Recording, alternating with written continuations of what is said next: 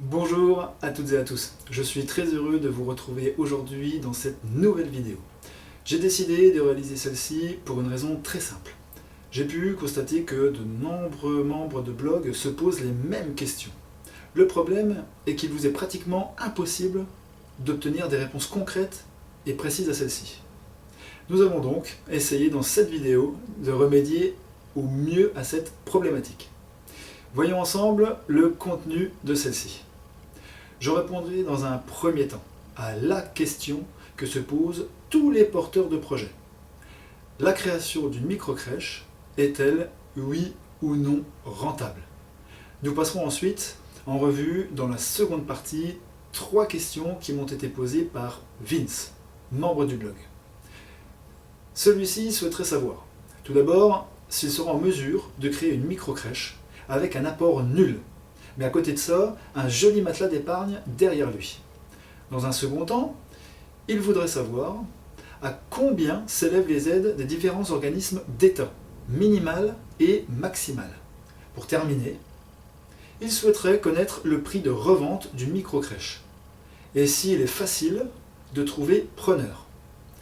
Nous terminerons cette vidéo par une troisième partie dédiée aux questions posées par Sylvie, autre membre du blog, demeurant, elle, près de Lille. Celle-ci se demande, comme de nombreux nouveaux membres s'inscrivant sur mon blog, par quelle étape doit-elle commencer son projet de création? Comment doit-elle réaliser l'étude financière prévisionnelle et qui peut l'aider dans ses démarches? Combien de personnel devra-t-elle embaucher dans sa future structure? Quel statut juridique devra-t-elle choisir pour sa future entreprise? Et pour finir, quelle rémunération peut-elle espérer en tant que gestionnaire de microcrèche? Voilà, comme vous pouvez le constater, le contenu de cette vidéo est relativement dense. Je suis certain que celle-ci sera très instructive et très constructive pour de nombreux porteurs de projets. Vous pouvez, si vous le souhaitez, vous munir dès maintenant d'un stylo et d'une feuille afin de prendre des notes si nécessaire. Voilà, ceci étant dit, nous pouvons donc débuter cette première partie par la question fatidique que tout le monde se pose. La création d'une microcrèche est-elle, oui ou non, rentable? Alors pour répondre à cette interrogation, il vous faudra répondre avant toute chose à cette question. Que recherchiez-vous lorsque vous avez eu l'idée de créer votre microcrèche? Prenez 30 secondes. Souvenez-vous. Remettez-vous dans le contexte. Aviez-vous l'ambition de gagner beaucoup d'argent et de dégager de bénéfices énormes à la fin de chaque année grâce à votre structure? Ou cherchez-vous simplement à dégager un salaire mensuel? Je vous laisse réfléchir à cela quelques instants. Maintenant que vous savez exactement dans quelle catégorie vous étiez à cette période, voyons ensemble ce que l'on peut en déduire.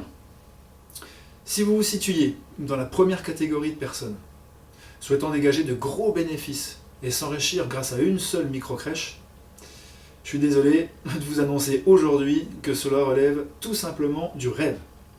Maintenant, si vous faites partie de la seconde catégorie de personnes, souhaitant dégager un salaire mensuel raisonnable, eh bien là je dis oui. Cela est tout à fait concevable. Il faut simplement avoir à l'esprit que les buts principaux recherchés lorsqu'on souhaite créer sa microcrèche sont tout d'abord, dans un premier temps, et ce pour 99% des porteurs de projets, d'obtenir un salaire à la fin de chaque mois, afin de vivre correctement et ainsi trouver un équilibre familial et professionnel proche de la perfection. Une fois constitué, celui-ci vous permet de vous donner psychologiquement à 100% dans toutes vos futures démarches. Suite à cela, le second but recherché est de se concentrer impérativement sur les questions de l'évolution, de la pérennité et du développement futur de votre entreprise dans les années à venir. Savoir où aller et comment y parvenir. vous permettra d'avancer et de développer au mieux votre entreprise le plus rapidement possible. Le but étant, à long terme, de passer, bien évidemment, de la seconde catégorie de personnes, vous savez, celles qui arrivent à dégager un salaire grâce à leur structure, et prouver aux créanciers que celle-ci est bien rentable, à la première catégorie de personnes, celles qui arrivent à dégager de gros bénéfices, donc de gros salaires, grâce à la création de plusieurs structures, et non d'une seule. Pour résumer, et finaliser mon laïus sur le sujet, une microcrèche est rentable si le porteur de projet est objectif, et que celui-ci souhaite simplement obtenir un salaire mensuel raisonnable. A contrario, celle-ci ne peut être rentable si le porteur de projet, par manque d'objectivité, pense pouvoir gagner beaucoup d'argent, dégager de gros bénéfices dès le départ. Je le dis haut et fort, ceci est totalement impossible. Par contre, le fait de commencer petit, puis se développer au fur et à mesure des années, permettra d'ouvrir plusieurs structures, les unes après les autres, ce qui engendrera une augmentation proportionnelle de vos revenus. Il faut, juste comme je dis toujours, prendre son temps, être patient et surtout ne jamais, au grand jamais, sauter les étapes. Voilà, cette première partie étant terminée, passons à la seconde. Je vais essayer dans celle-ci de répondre au mieux possible aux questions posées par Vince. Dans sa première question, il souhaiterait savoir s'il sera en mesure de créer une micro-crèche avec un apport nul, mais à côté de ça, un joli matelas d'épargne derrière lui. Alors à cette question, il faut savoir qu'obtenir un prêt pour créer son entreprise à hauteur, par exemple, de 50, 100 000 ou 150 000 euros sans apport sera, je pense, aujourd'hui impossible. Sauf, bien évidemment, si vous connaissez bien le banquier. Il vous faudra, dans tous les cas, prévoir un minimum d'argent pour obtenir un prêt minimal. Celui-ci pourra par contre, vu l'argent que vous avez de côté, être plus conséquent que la normale, car il sera couvert en grande majorité par la réserve d'argent que vous avez de côté. Lors d'une création d'entreprise, l'obtention d'un prêt est assujettie à un apport minimum obligatoire, ce qui a pour conséquence de lancer le cycle vicieux de la mise en place de certaines aides à la création. Pour conclure, dans le monde de la finance, rien ne vaudra jamais l'avis d'un professionnel, ici d'un banquier. Celui-ci, en fonction de votre situation, de vos finances, de la conjoncture actuelle, pourra vous dire exactement, avec précision, ce qu'il vous sera possible ou non d'obtenir et de quelle manière l'obtenir. Passons maintenant à la seconde question. Celle-ci était de savoir à combien s'élèvent les aides des différents organismes d'État, minimales et maximales. Cette question, à première vue, a l'air d'être très simple, mais en réalité, ce n'est pas du tout le cas. Les raisons à ça sont les suivantes. Le problème aujourd'hui est que la création d'une microcrèche dépend directement du Conseil général. Tous les porteurs de projets de France et de Navarre ont un seul et même objectif, celui d'ouvrir leur structure dans leur département respectif. Le problème est que pour y parvenir, selon les départements, le chemin est plus ou moins long et surtout plus ou moins semé d'embûches. Eh bien, il en est de même pour les aides. Vous pourrez donc obtenir, au bon vouloir de chaque département et des partenaires institutionnels s'y rattachant, des aides complètement différentes d'un département à un autre. Nous pouvons tout de même lister certaines aides possibles qui doivent normalement, je dis bien normalement, être normalisées sur tout le territoire. Tout d'abord, la commune pourra à son bon vouloir vous aider financièrement, en finançant les travaux ou en mettant à votre disposition un local ou encore obtenir un loyer modéré pour un autre local. La CAF pourra se fixer, elle, sur le plan des aides à l'investissement pour la petite enfance. Ensuite, il y a la MSA, qui peut donner des aides allant jusqu'à 20 000 euros.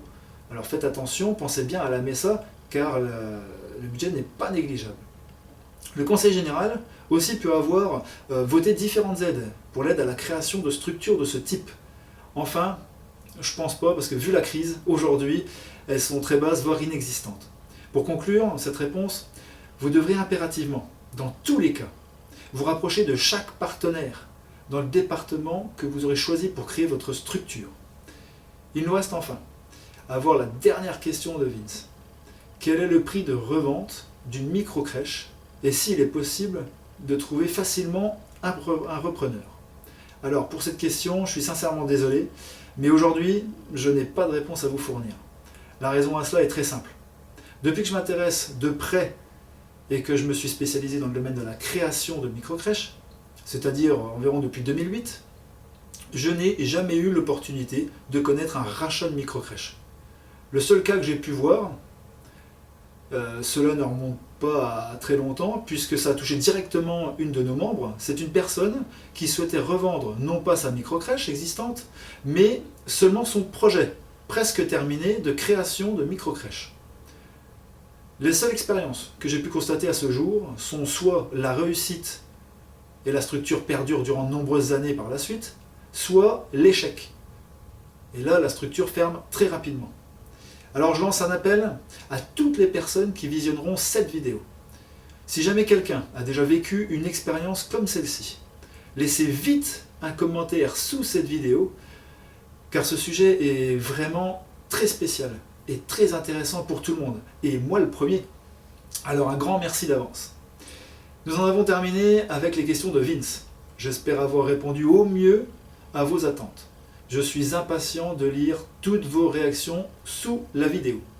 Passons maintenant à la dernière partie de celle-ci, où je vais répondre rapidement aux différentes questions de Sylvie près de Lille.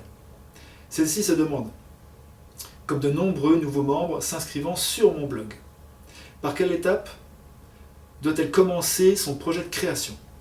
Comment doit-elle réaliser l'étude financière prévisionnelle et surtout qui peut l'aider dans ses démarches? Combien de personnel devra-t-elle embaucher dans sa future structure?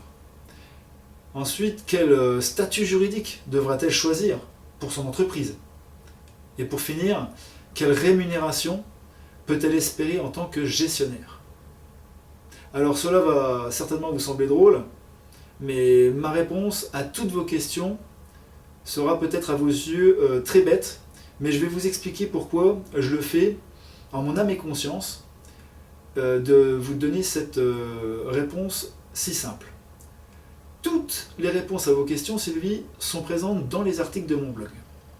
Je pense que pour avancer dans un projet de création, il faut se documenter au maximum, obtenir les bases théoriques nécessaires afin de débuter son projet dans les meilleures conditions possibles. La première démarche que vous avez effectuée est la bonne. Il vous faut maintenant chercher les réponses à vos questions en feuilletant les articles de mon blog. Voilà pourquoi je ne vous donne pas de réponse précise dans cette vidéo et que je vous demande simplement d'aller chercher celle-ci par vous-même dans les différents articles existants. Cette façon de procéder a plusieurs points positifs. Dans un premier temps, cela va vous obliger à lire les articles et donc de vous documenter beaucoup plus que si je vous avais directement et simplement donné les réponses ici.